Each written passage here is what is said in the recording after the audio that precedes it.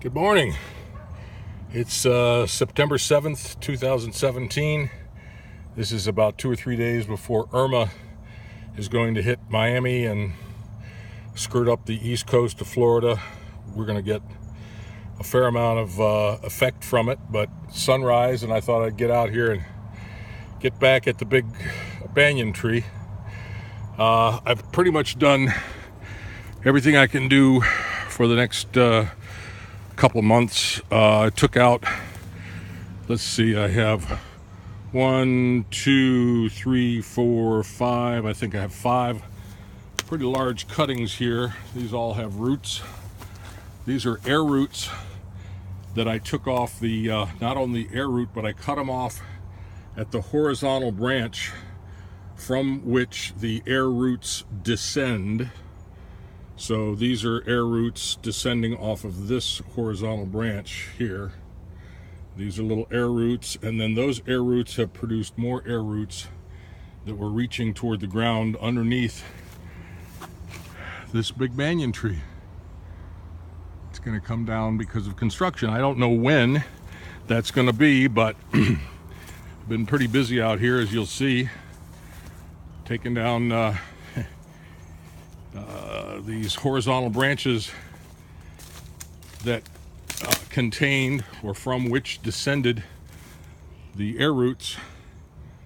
So you can see the damage that I have done in here. We still have a tremendous amount of internal air roots and a lot more that is yet to come off of this tree. You can see here what happens. Here is the one of the branches that was cut some time ago, and see how it's popped branches. But this is a horizontal branch. This is a horizontal branch, not an air root.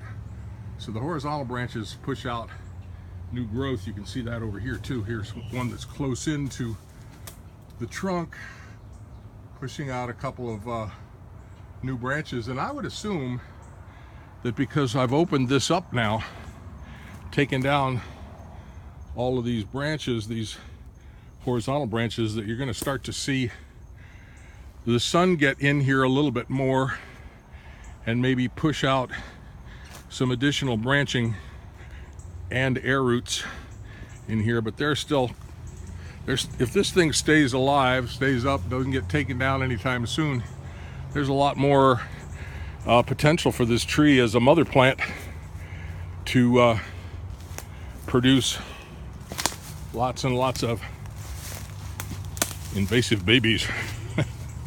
Because I think this is an invasive tree, but if put in the proper place, I think it can be managed. But you see that there's been quite a bit of work done here.